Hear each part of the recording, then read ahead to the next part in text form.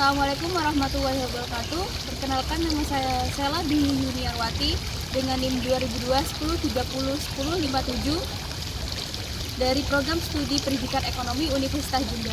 Video ini dibuat untuk memenuhi tugas pengajaran mikro dengan dosen pengampu Ibu Sri Kantini.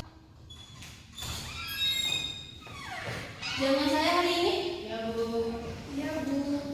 Assalamualaikum warahmatullahi wabarakatuh. Waalaikumsalam warahmatullahi wabarakatuh. Selamat pagi anak-anak. Pagi, Bu. Ada yang tidak masuk hari ini? Alhamdulillah masuk semua. Alhamdulillah masuk semua ya. Sebelum kita mulai pembelajaran hari ini, marilah kita berdoa bersama-sama dulu. Ketua kelas selalu dipimpin doa ya.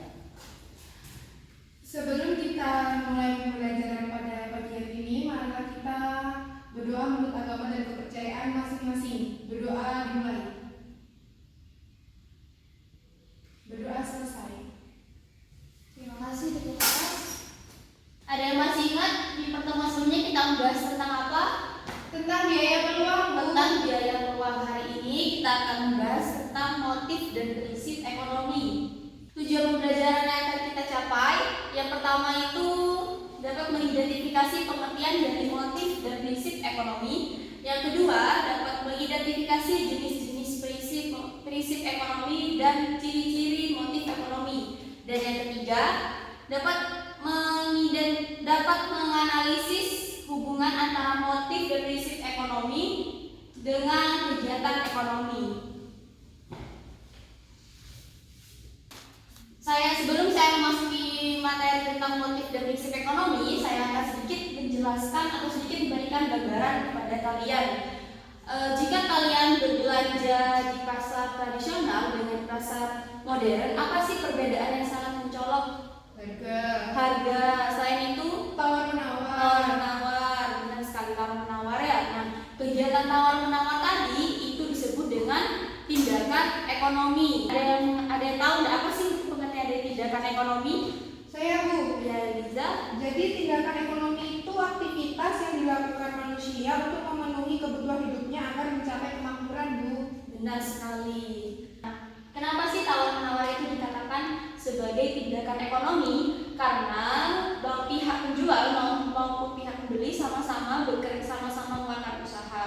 Nah, pihak pembeli jika menyepakati harga yang telah disepakati, maka akan mendapatkan barang. Nah, barang itu untuk memenuhi kebutuhannya. Sama dengan pihak penjual dengan membeli barangnya akan mendapatkan laba. Laba di situ dapat memenuhi kebutuhan si pembeli untuk mencapai kemakmuran.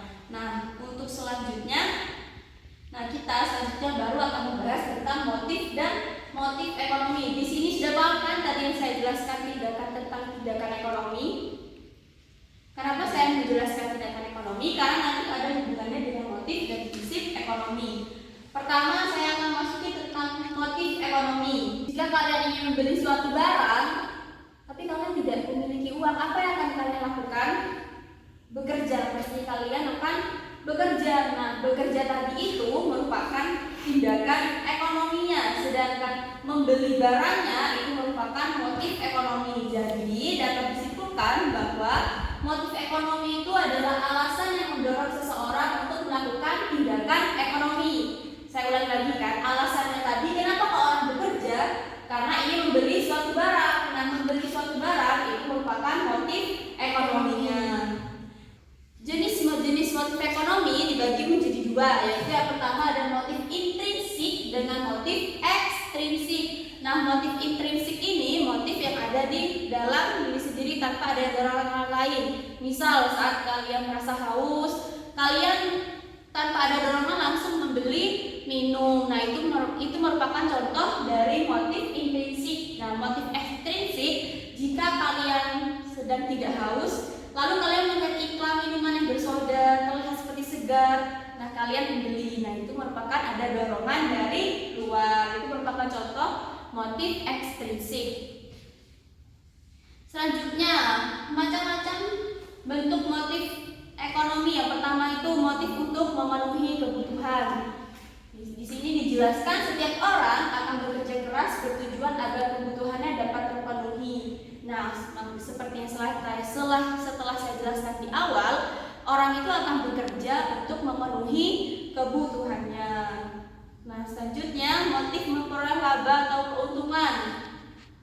Ini contohnya itu kalau di sini dijelaskan seorang pedagang maupun pengusaha melakukan kegiatan ekonomi karena didorong dengan adanya motif ekonomi untuk memperoleh laba. Nah, yang ketiga, motif untuk mendapatkan kekuasaan di bidang ekonomi. Di sini dijelaskan bahwa seorang pelaku bisnis yang besar memiliki banyak bidang, baik bidang makanan, obat, otomotif, dan lain-lain. Nah, contohnya misal nih, sekarang handphone, merek Oppo. Nah, merek Oppo hanya memiliki di bidang handphone.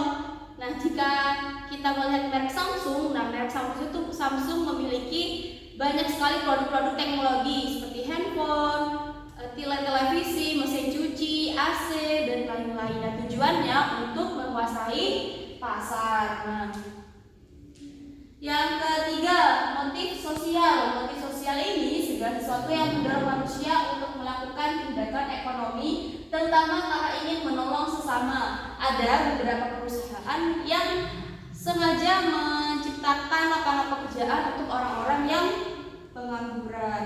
Selanjutnya, kita akan membahas tentang prinsip ekonomi. Misalnya kalian melakukan kegiatan tawar-menawar. Nah, tujuan dari kegiatan tawar-menawar adalah untuk mendapatkan harga yang sesuai dengan kita atau harga sesuai dengan uang yang kita miliki. Nah, apa hubungannya dengan prinsip ekonomi? Prinsip ekonomi merupakan sebuah usaha untuk mendapatkan hasil yang sebesar-besarnya dengan pengeluaran yang sekecil-kecilnya. Jadi di sini kegiatan tawar-menawar itu merupakan usahanya dan hasil yang sebesar-besarnya itu merupakan barang yang kita dapatkan dengan uang yang kita miliki. Dengan pengeluaran yang sekecil-kecilnya karena sudah kita tawar, maka didapatkan harga yang sesuai. Nah, kita akan membahas tentang ciri-ciri dari prinsip ekonomi. Yang pertama itu mengutamakan kebutuhan yang sifatnya lebih penting dan mendesak. Jika kalian melihat kedua gambar ini, nah ini makanan saat kalian merasa lapar, dan ini bisa makanan saat kalian ingin mencemil atau nyemil, kalian ingin nyemil makanan. Nah, dari kedua makanan ini mana yang lebih mendesak? Yang lapar atau yang menyemil? Yang lapar. Yang lapar makanan. Nah, untuk selanjutnya yang kedua yaitu tentang bersikap hemat dan tidak boros dalam tindakannya. Saya memiliki dua contoh tas. Contoh tas yang pertama, ini tas merupakan merek dari luar negeri, dan yang ini merek dalam negeri. Fungsinya sama, kegunaannya sama, dan harganya pun lebih mahal lagi. Jika kalian ingin hidup hemat, mana yang akan kalian beli? Dalam negeri atau luar negeri? Dalam negeri. Yang dalam negeri. Nah, terus yang ketiga, mempertimbangkan keuntungan dan kerugian dari setiap kegiatan ekonomi. Jadi, pada saat biasanya ini yang sering terjadi saat tanggal kembar 55, 66 gitu kan, biasanya banyak sekali online shop yang menawarkan diskon-diskon yang sangat besar. Nah, itu biasanya banyak yang membeli di luar dari kebutuhannya. Nah, itu harus dihindari agar selalu pertimbangkan pemasukan dari setiap kegiatan ekonomi. Selanjutnya, macam-macam dari prinsip ekonomi. Yang pertama ada prinsip konsumen. Siapa sih itu konsumen? Konsumen itu merupakan pihak atau orang yang menggunakan produk.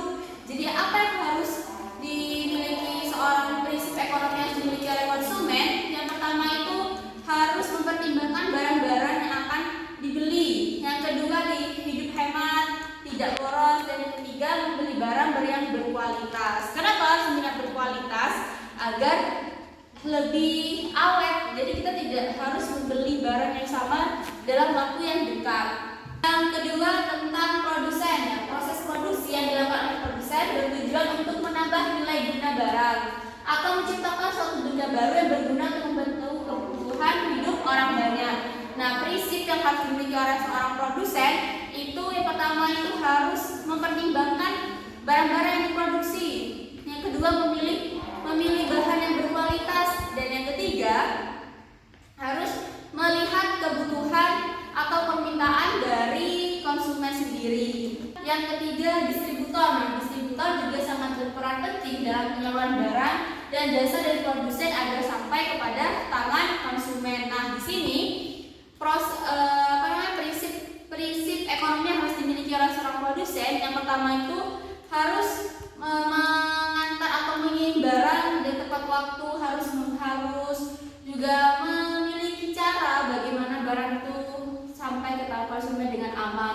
Dan yang ketiga, distributor juga ikut berperan penting dalam menyebarkan atau memasarkan produknya. Sudah selesai penjelasan dari saya tentang prinsip dan motif ekonomi. Masih ada yang bingung atau masih ada yang ingin ditanyakan dari penjelasan saya pada hari ini? Ya, Francisca.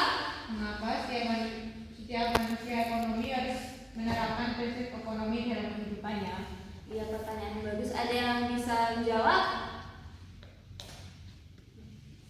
Ya, saya bantu jawab ya. Kenapa orang itu harus memiliki prinsip ekonomi dalam kehidupannya? Karena agar kita dapat memperhitungkan barang yang akan kita beli penting atau tidak, prioritas atau tidak. Dan yang kedua, agar kita hidup lebih hemat dan tidak boros. Nah, agar pengeluaran kita itu dapat terinci dan tidak membengkak. Selanjutnya, paham untuk Francisca? Paham, Bu. Pertanyaan selanjutnya, saya ingin sedikit bertanya tentang penjelasan saya tadi. Nah, jika kalian berbelanja, apa yang harus kalian pertimbangkan jika dihubungkan dengan penjelasan saya tentang motif dan prinsip ekonomi?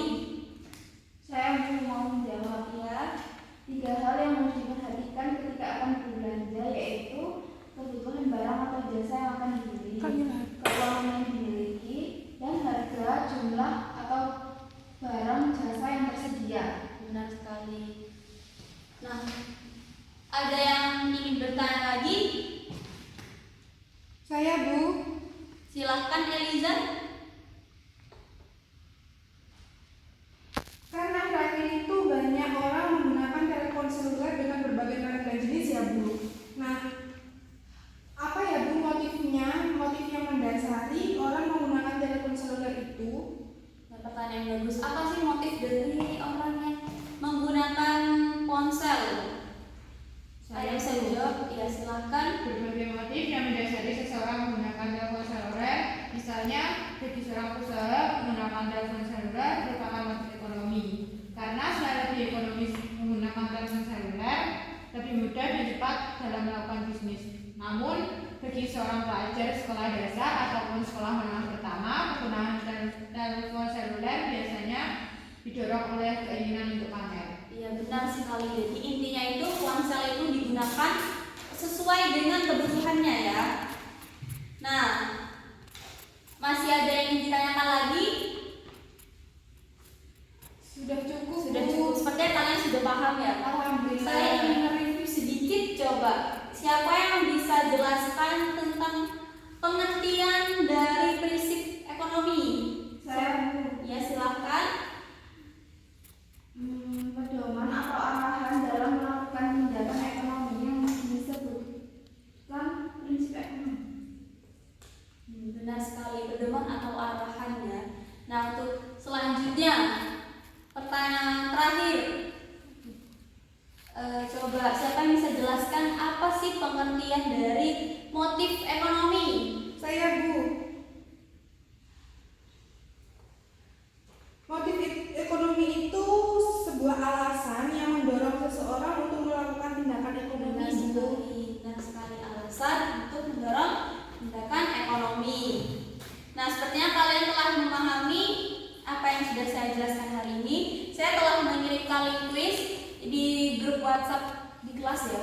Bisa dibuka coba. Baik, Bu. Bisa diakses? Bisa, Bu. Dikerjakan 5 menit ya. Baik, Bu. Wah, nilainya udah muncul ini. Bagus-bagus semua untuk nilainya. Tertinggi diperoleh oleh Tina, yang kedua diperoleh oleh Milva, dan yang ketiga diperoleh oleh Fitria. Nah, sepertinya kalian sudah memahami semua yang penjelasan saya hari ini. Cukup sekian untuk hari ini. Terima kasih. Jangan lupa belajar untuk pertemuan selanjutnya. Terima kasih. Wassalamualaikum warahmatullahi wabarakatuh. Waalaikumsalam warahmatullahi wabarakatuh.